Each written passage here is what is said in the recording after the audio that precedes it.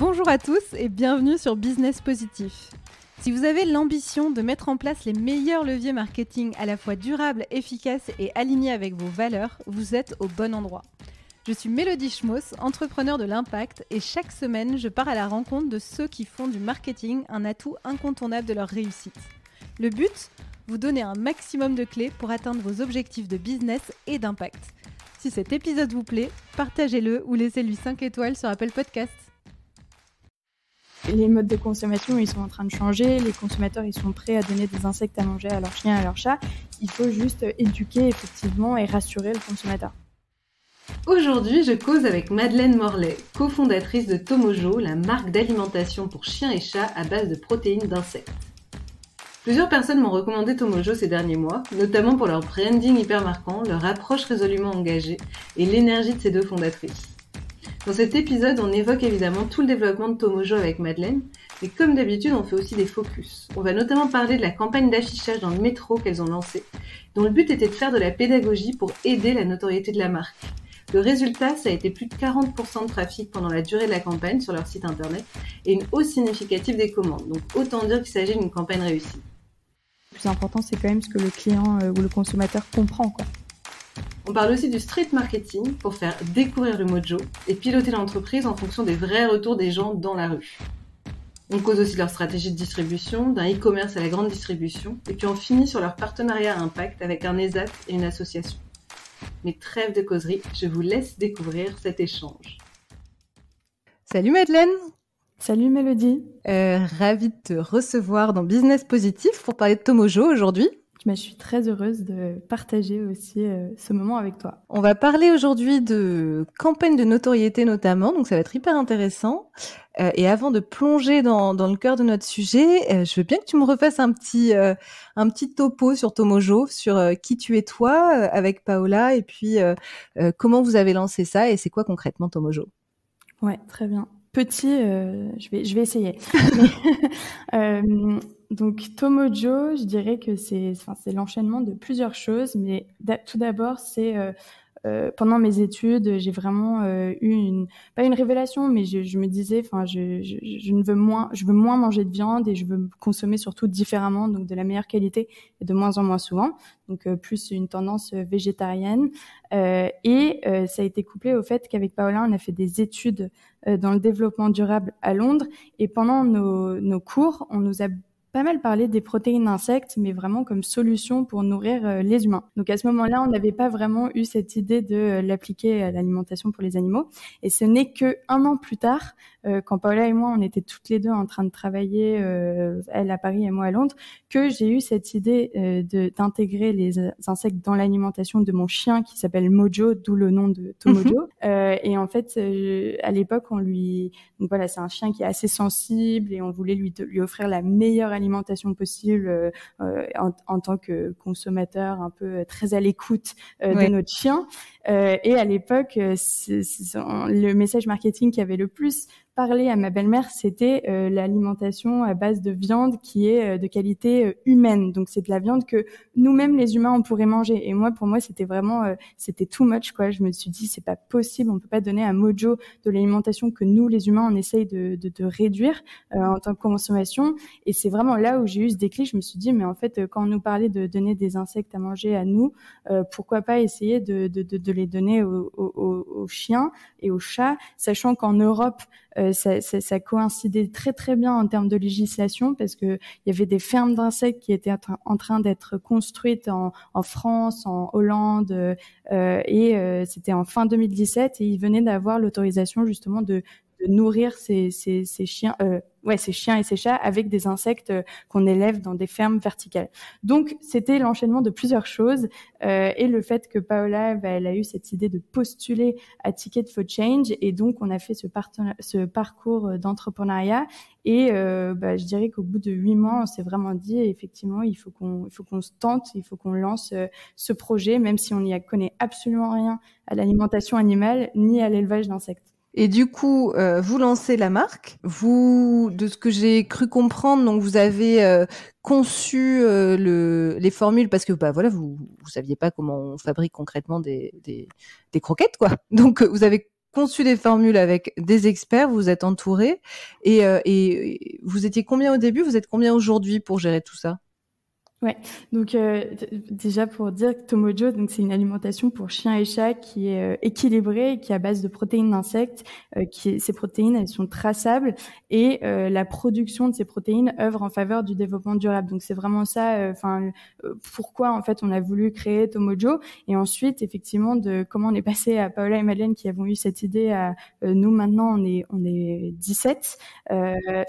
On a eu plusieurs phases encore une fois, mais au tout début pour nous l'enjeu c'était de tester au plus près des consommateurs. Donc on a trouvé une recette sur internet. Enfin, c'était vraiment très artisanal, on va dire, de croquettes. On a commandé de la farine d'insectes, on a fait ces petites croquettes nous-mêmes, on va dire, et on est allé dans des parcs au But de Chaumont et au Bois de Boulogne, et on est allé distribuer ces croquettes juste pour voir si les propriétaires de chiens étaient prêts à donner à manger des croquettes à base d'insectes à leurs chiens et si les chiens ils les mangeaient. Une fois qu'on avait validé cette étape-là, on s'est dit ok, on tient un peu un truc là, donc on a commencé à essayer de rejoindre un incubateur dont Willa, donc qui aide des femmes à se lancer dans l'entrepreneuriat, et de fil en aiguille on a pu avoir accès à des financements donc via la BPI, et puis on a aussi fait une levée de fonds auprès d'un business angel qui était lui-même dans ce milieu des aliments, enfin de l'alimentation pour les animaux domestiques, et ça nous a permis vraiment au bout d'un an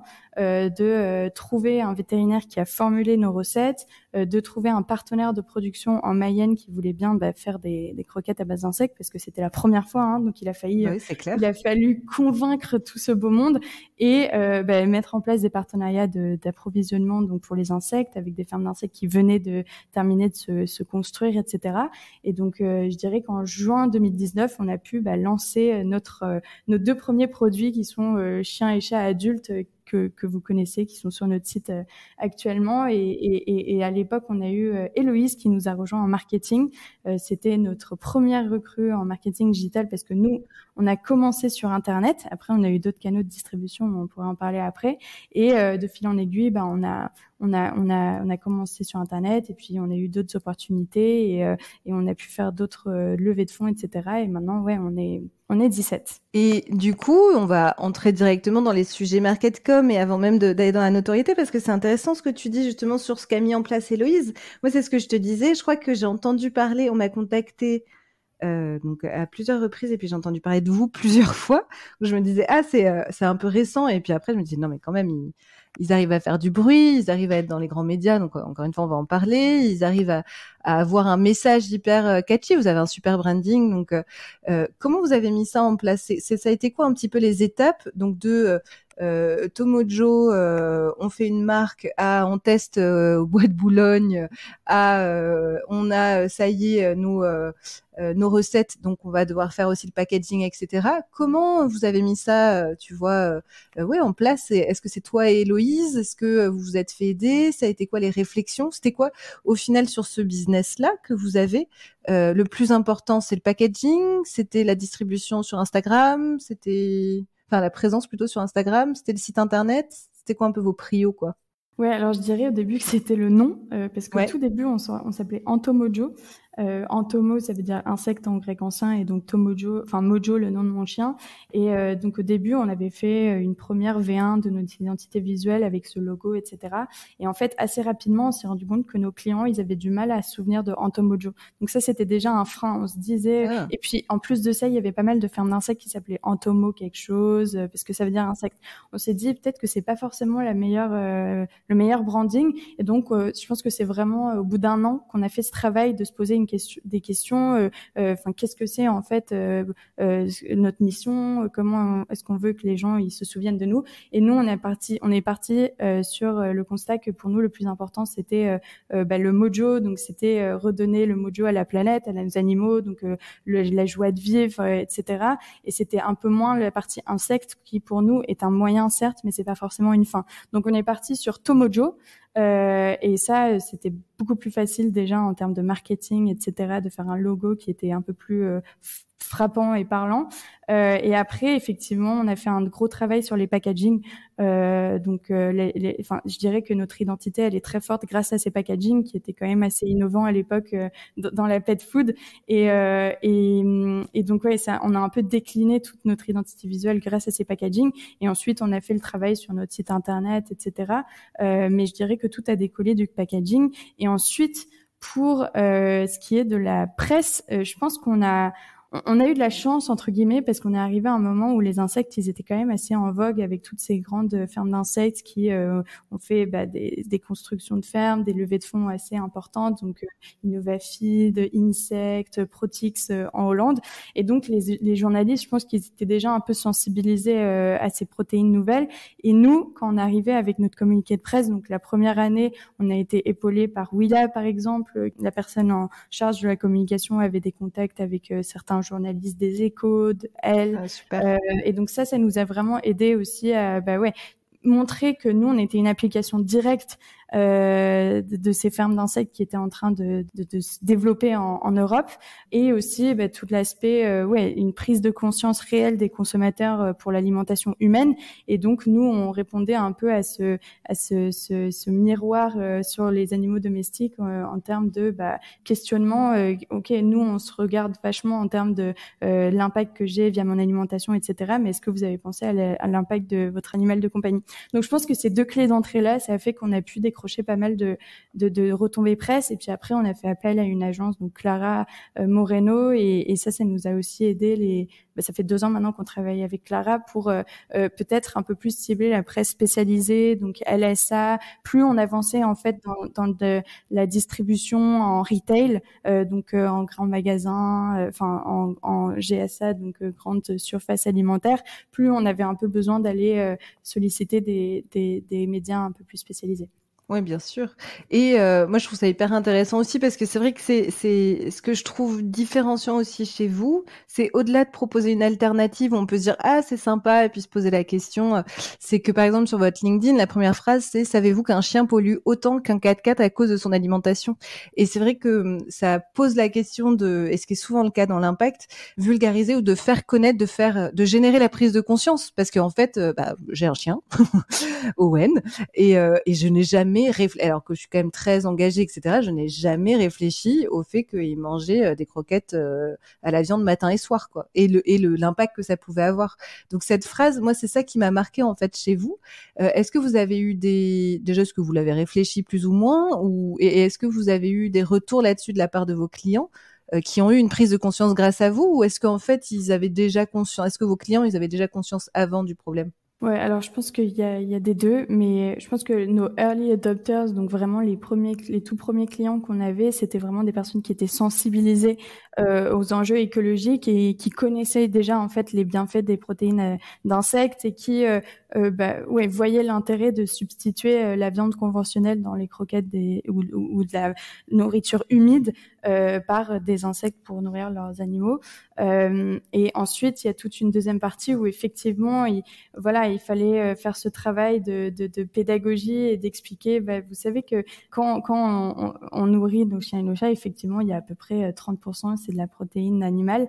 Et cette protéine animale, elle vient de quelque part et elle a été élevée, elle a été nourrie, elle a été, elle a un impact sur l'environnement. On peut pas partir du principe parce que ça, c'est aussi une critique qu'on reçoit assez souvent. C'est oui, mais on utilise des sous-produits de viande animaux, donc ça n'a pas d'impact. En fait, à partir du moment où les sous-produits de viande, ils ont une valeur économique, puisque l'industrie de la pet food, elle achète ces sous-produits de viande, il faut la quantifier. Enfin, nous, en tout cas, on part du principe qu'il faut quantifier cet impact sur l'environnement. Donc après, nous, comment on a fait pour essayer de quantifier cet impact?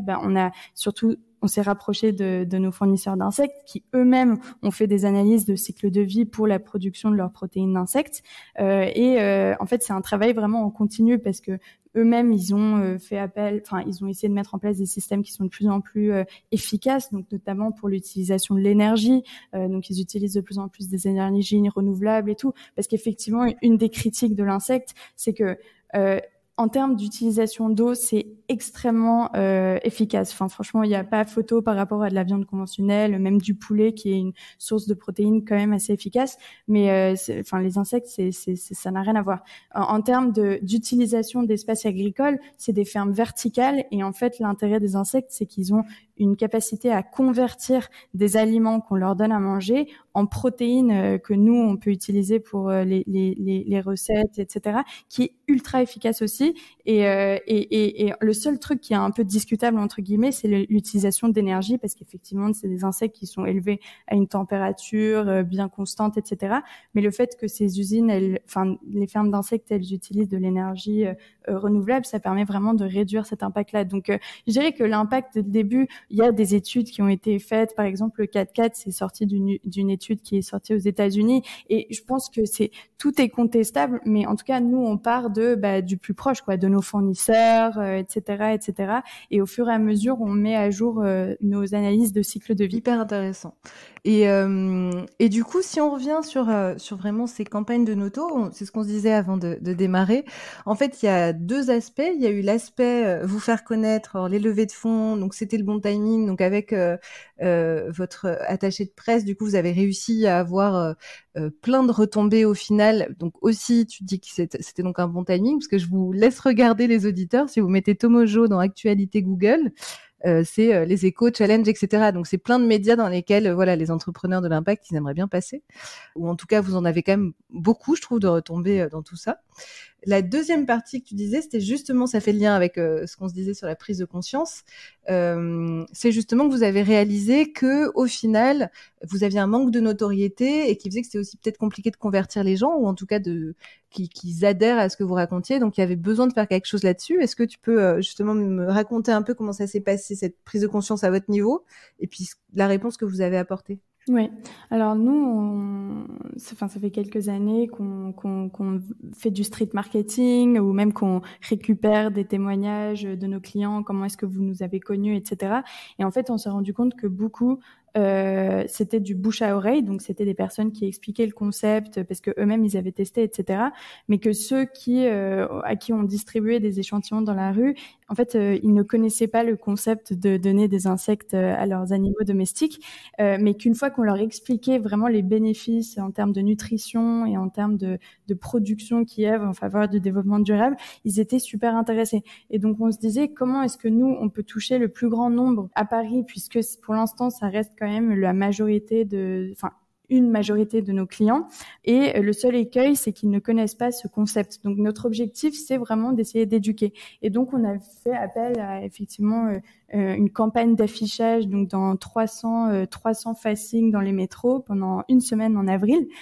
Finalement, ça a été un peu plus qu'une semaine, on était ravis. Mais les objectifs vraiment qu'on s'est fixés pour cette campagne, c'était d'interpeller et de susciter une réaction, que les gens se souviennent de notre concept et de Tomojo.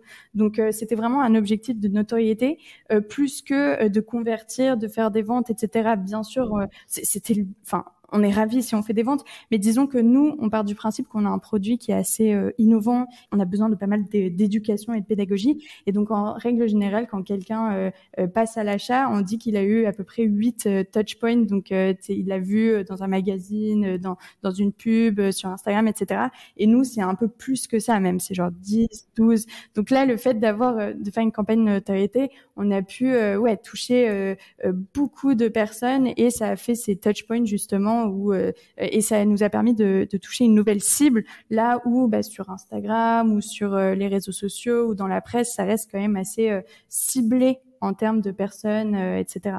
Donc, et du coup, donc vous avez mis en place cette campagne. Au final, une semaine, tu dis un petit peu plus, mais c'est quand même relativement court, parce que souvent on peut se faire un monde sur les campagnes d'affichage, aussi sur les budgets, etc. Donc du coup, vous faites ça. C'est quoi concrètement les résultats que vous avez vus derrière?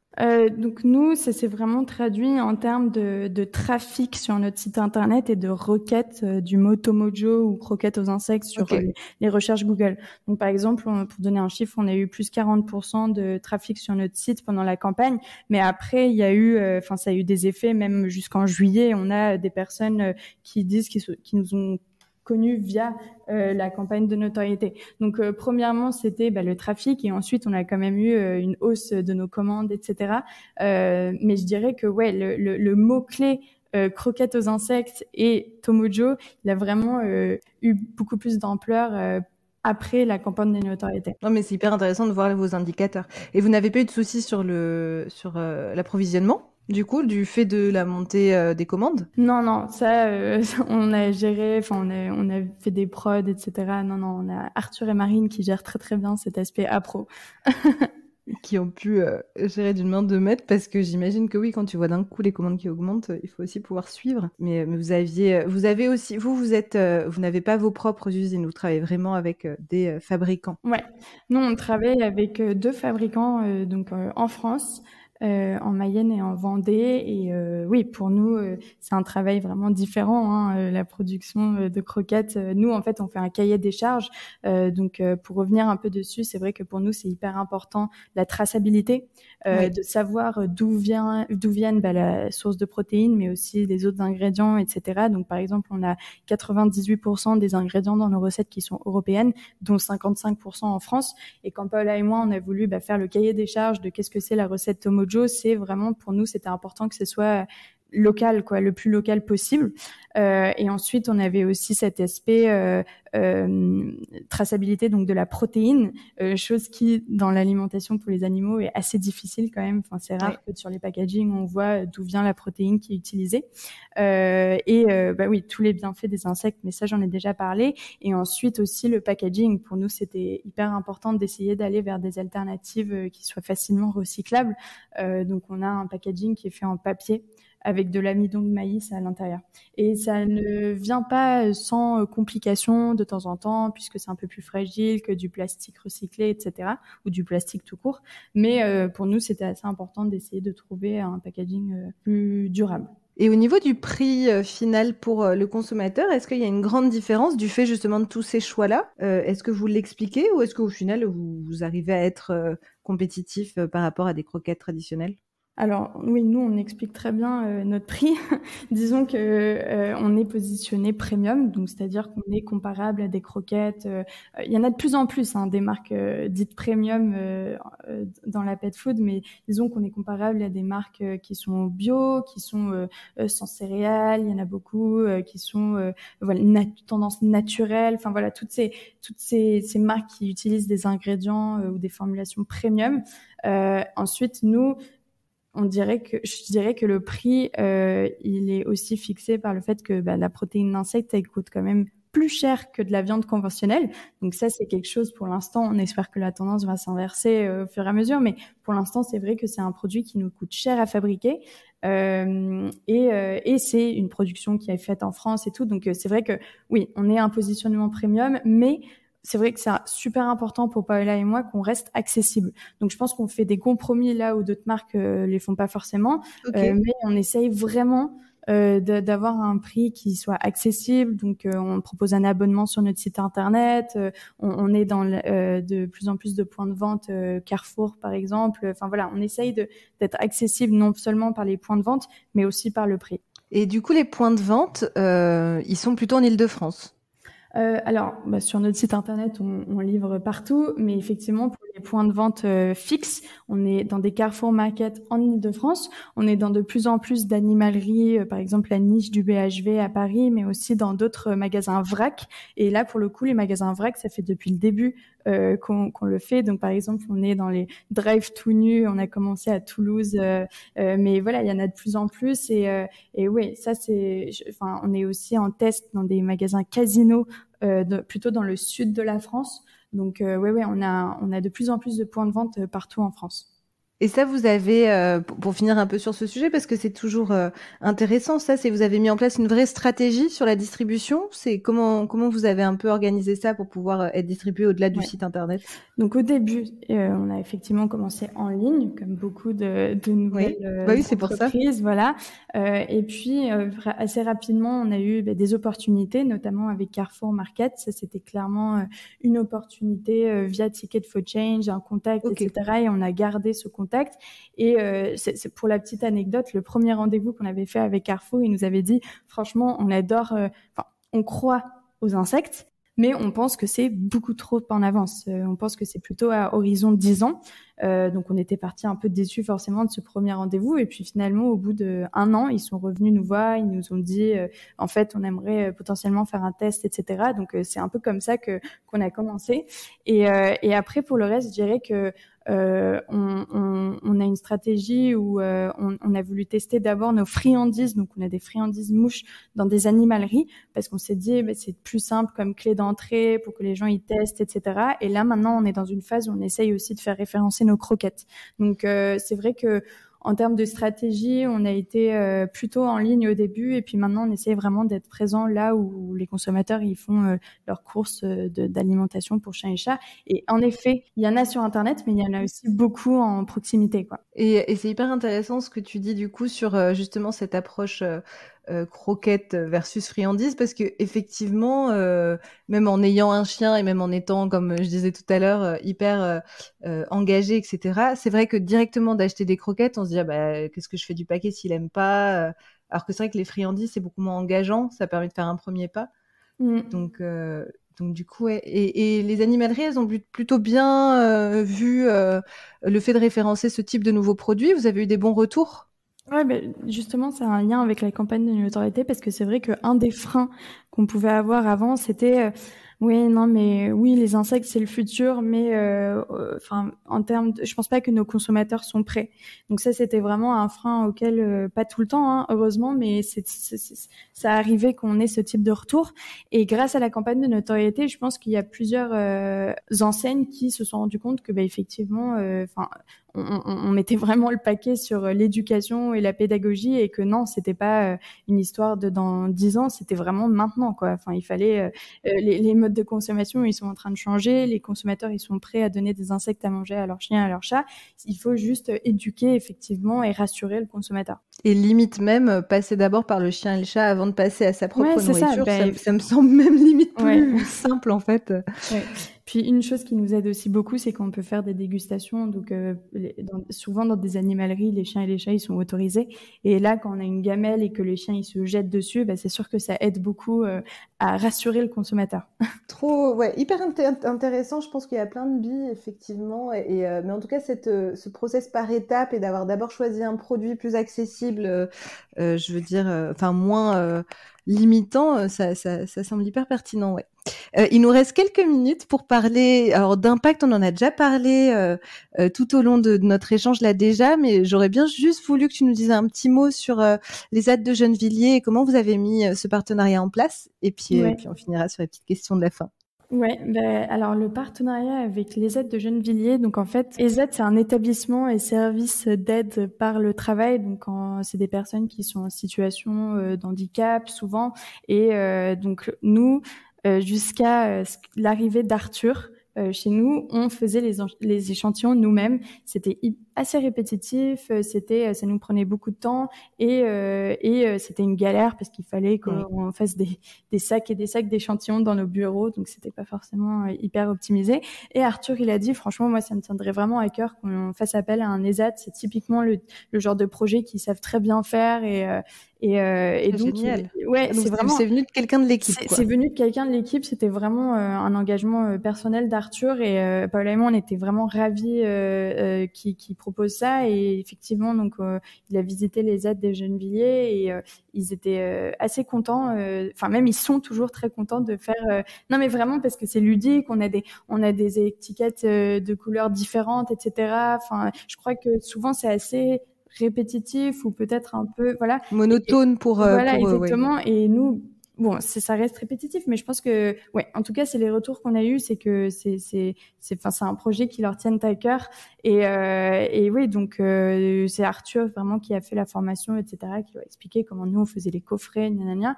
Et nous, ça nous a permis aussi d'être un peu plus grande échelle, quoi, de pouvoir faire beaucoup plus d'échantillons, et c'était vraiment du gagnant-gagnant. Donc on est ravis de ce partenariat. Et ensuite, pour parler un peu plus aussi de notre impact social, moi, j'ai fait un stage il y a longtemps dans une ONG qui s'appelle Fauna and Flora International, et ça m'avait vraiment marqué parce que la mission de cette ONG, c'est de protéger les écosystèmes et la biodiversité, notamment des espèces qui sont menacées de disparition. Et moi, je me suis dit, avec Tomojo, effectivement, on nourrit des chiens et des chats, mais moi, et l'équipe, on partage vraiment la conviction que la biodiversité est en train de disparaître vraiment à vitesse grand V, et au-delà de notre engagement vis-à-vis de notre produit, et on essaye de faire changer les modes de consommation et faire réfléchir sur l'impact des animaux domestiques, on aimerait aussi avoir un engagement un peu au-delà de ça et pour la protection de la biodiversité. Et du coup, on a fait ce partenariat avec FFI qui via la vente de nos coffrets, on appelle nos coffrets découvertes pour des personnes qui veulent tester nos produits auprès de leurs chiens et leurs chats, on reverse de l'argent pour cette association qui soutient des tigres du Sumatra et des chiens sauvages d'Afrique. Donc c'est hyper, nous on trouve que c'est hyper lié à notre projet, mais on part du principe que tous les chiens et les chats de la Terre ont le mérite de vivre et d'exister dans une planète qui leur permet de survivre. Et donc, voilà, c'est aussi une autre forme de notre engagement. Pour l'équilibre, la biodiversité, justement, c'est le fait d'avoir un maximum de diversité. Donc, c'est ça. Donc, c'est un gros sujet aujourd'hui. Et en plus, c'est aussi un gros sujet qui a du mal à arriver dans les qui vient dans les entreprises, la notion de biodiversité, mais qui est compliqué à prendre en main, en fait. Comment on fait le lien avec son activité, etc. C'est vrai que vous, il y a quelque chose d'assez peut-être évident, en tout cas sur le côté faune. Et là, il s'agit de la biodiversité qui est assez loin, finalement, en Afrique et en Indonésie. Mais en France aussi, on essaye de sensibiliser à la protection de la biodiversité, des petits tips pédagogiques sur des posts Instagram, des choses comme ça. Où est-ce que je peux amener mon chien en balade pour pas me déranger la faune et la flore. Enfin, voilà, des choses assez pratiques, finalement. Mais on veut vraiment être une référence pour des personnes qui se posent toutes ces questions-là par rapport à l'impact que eux ils ont et leur animal a sur l'environnement. Ou même, moi ce que je retiens beaucoup avec vous, c'est vraiment aussi les choses dont ils n'ont pas conscience, parce que par exemple, tant qu'on n'a pas conscience de pourquoi il y a des barrières sur certaines balades ou sur certaines randonnées où on nous dit ne pas aller là, c'est chiant, pourquoi on pourrait pas aller là, mon chien il va être content, mon enfant. C'est ça. Alors que si je comprends qu'en fait c'est parce qu'on va déranger la faune et la flore et du coup on va bouleverser les équilibres et qu'il suffit juste de rester sur son chemin, voilà, c'est encore une fois de la pédagogie, quoi. Merci beaucoup pour tout ça. Écoute, vraiment hyper intéressant d'avoir fait un bon tour de Tomojo. Me restent les dernières questions que j'aime bien poser. Oui. Et la première, c'est à quel moment l'entreprise elle aurait pu capoter au final depuis son lancement? Je pense que ça rejoint pas mal d'entrepreneurs, ce qu'ils ont pu déjà dire, mais pour moi, c'est constamment, disons que en fait, c'est l'éparpillement. Au début de la commercialisation de notre produit, on était vraiment, il fallait qu'on prouve qu'il y avait de la traction, etc. Donc, je pense qu'on avait plutôt tendance à accepter pas mal de sollicitations qu'on pouvait avoir, et au fur et à mesure je pense que ça peut vraiment on a des ressources limitées et que ce soit en moyens financiers ou en moyens humains, et effectivement parfois c'est assez difficile de voir qu'est-ce qui vraiment pourrait nous aider à accélérer et qu'est-ce qui en fait ce serait de l'éparpillement peut-être plus tard, mais tout de suite là maintenant il faut qu'on se concentre sur l'essentiel, et je pense que ça c'est un grand défi qu'on a à relever au quotidien. Ok. Et oui, en effet, qui semble très partagé. En tout cas, nous, on le voit avec nos clients et tout. C'est souvent aussi un grand sujet. Comment on priorise et comment on reste focus, quoi. Ouais. Et c'est quoi votre gros défi marketing à venir ? Je pense que c'est de l'éducation. Non, mais voilà, je pense qu'il faut être honnête. Nous, c'est pas le type de produit où ça se retrouve sur dans un rayon Carrefour et les gens ils se l'arrachent, quoi. Il faut vraiment que via les claims qu'on met en avant sur le packaging, via tout le travail qu'on fait sur les réseaux sociaux ou via des campagnes de notoriété, il faut qu'on suscite l'intérêt des gens, mais aussi qu'on les rassure sur les animations aussi. On fait des animations, etc. Mais il faut qu'on puisse les rassurer et leur donner envie de vraiment passer à des croquettes à base d'insectes comme alternative durable et pas juste quelque chose d'anecdotique. Ah, j'ai fait tester mon chien des croquettes aux insectes, mais qui se disent pas vraiment, c'est une alternative dans le temps, quoi. Et puis ce qui est intéressant, c'est que vous êtes, enfin, ce qui est la problématique, je la trouve assez passionnante parce que vous êtes sur un pain point qui est pas un pain point produit. Vous venez pas répondre à une problématique de marché, genre toutes les croquettes sont pas bonnes ou il y a un truc d'approvisionnement, ils sont jamais. Il y a pas de problème en fait avec les produits. On peut continuer pendant 10 ans avec les produits qu'on a. Vous apportez une solution plutôt à l'enjeu environnemental et donc c'est une autre dimension, quoi. Ouais, je pense que nous on veut vraiment essayer de proposer une alternative aux consommateurs, c'est-à-dire que oui, effectivement, il y a des croquettes sur le marché et je pense qu'on questionne pas vraiment d'où ça vient, etc. Et je trouve que c'est un peu dommage, donc on essaye quand même de bousculer les normes dans ce sens-là, mais effectivement, on se positionne vraiment comme une alternative et on part pas du principe qu'il faut nourrir tous les chiens et les chats de la terre avec des insectes. C'est une clé pour essayer de répondre aux défis et aux enjeux climatiques auxquels on fait face là, très concrètement. Et voilà, on essaye de diversifier les sources de protéines, ouais, et de les normaliser. Est-ce que tu aurais un petit conseil marketing pour les auditeurs ou un grand conseil d'ailleurs? Ouais, alors moi je dirais que c'est revenir à la simplicité et je dis ça parce que typiquement, pour notre campagne de notoriété, on était parti sur des pictos, une baseline, notre logo, notre site internet, ça devenait assez compliqué. Et en fait, le meilleur moyen pour tester et voir si ça a l'effet voulu sur les consommateurs, c'est juste d'aller tester dans la rue. Donc, on a imprimé nos affiches qu'on voulait afficher dans le métro et on leur a dit qu'est-ce que vous comprenez, quelle est l'information principale dont vous vous souvenez, etc. Et même si ça a l'air hyper bateau et intuitif, ça nous a sauvés, quoi, parce que nous sinon on allait imprimer 300 affiches où l'information principale elle passait pas du tout. Donc ouais, on a vraiment maintenant on fait systématiquement ça. Si on fait c'est génial packaging et tout, on va dans la rue, on demande aux gens. Oui, mais c'est absolument génial parce que la plupart des gens le font pas au final. Ça va être fait en vase clos et puis on voit ce qui se passe, quoi. Donc c'est génial d'aller confronter. Ouais, on fait appel à une agence marketing qui soit connaît très bien son métier, etc. Mais le plus important, c'est quand même ce que le client ou le consommateur comprend, quoi. Toujours. Mais clairement. Ok. Écoute, il me reste à te poser la question d'une inspiration pour toi. Tu m'as parlé d'une campagne de lobbying hyper intéressante. Je te laisse raconter ça. Ouais. Alors moi, ce qui m'a tenu en haleine ces derniers jours, c'était la campagne menée par les protéines alternatives, donc des marques comme La Vie, Apivore, Umami, etc. Puisqu'ils ont été attaqués par l'industrie, le lobby de la viande, Interbev, disant que ils ne pouvaient plus utiliser le mot de vocabulaire, par exemple comme steak ou saucisse ou lardon, etc. pour qualifier les alternatives végétales, donc steak végétal. Et donc c'est quand même monté au Conseil de l'État parce qu'il y avait un décret qui disait qu'en octobre, ils allaient devoir changer tout leur packaging, tout leur marketing, quelque chose de vraiment très très lourd pour une start-up ou même des PME, etc.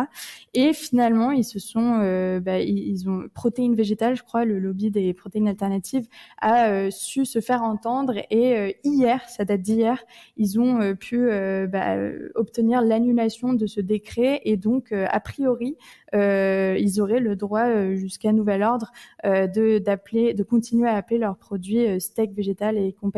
Et en fait, ça a aussi soulevé un autre problème, c'est que ce décret, il allait que être pour des marques qui produisaient en France. C'est-à-dire que une marque qui produit en Belgique et qui vient en France et qui appelle son steak quelque chose de végétal, c'était autorisé. Et donc, c'était quand même ultra injuste vis-à-vis de ces marques qui essayent de faire une démarche où on produit localement, etc. Et donc, oui, ça m'a vraiment tenu en haleine et je trouvais que la communication que spécifiquement La Vie a faite était très très bien jouée. Donc, ils ont par exemple publié dans Le Parisien cette semaine une lettre à envoyer au lobby de la viande. Enfin voilà, c'était vraiment très engagé et je pense que ça a fait bouger les choses. Ça a porté ses fruits. Et c'est effectivement hyper intéressant. Et c'est vrai que le lobbying est aussi un axe de sensibilisation et un axe d'influence pour les entreprises qui veulent faire bouger les choses sur leur sur leur secteur. Et c'est pas super facile, surtout le lobby de la quand t'as le lobby de la viande en face, qui est un des plus puissants. quand il faut quand même avoir les moyens et le temps.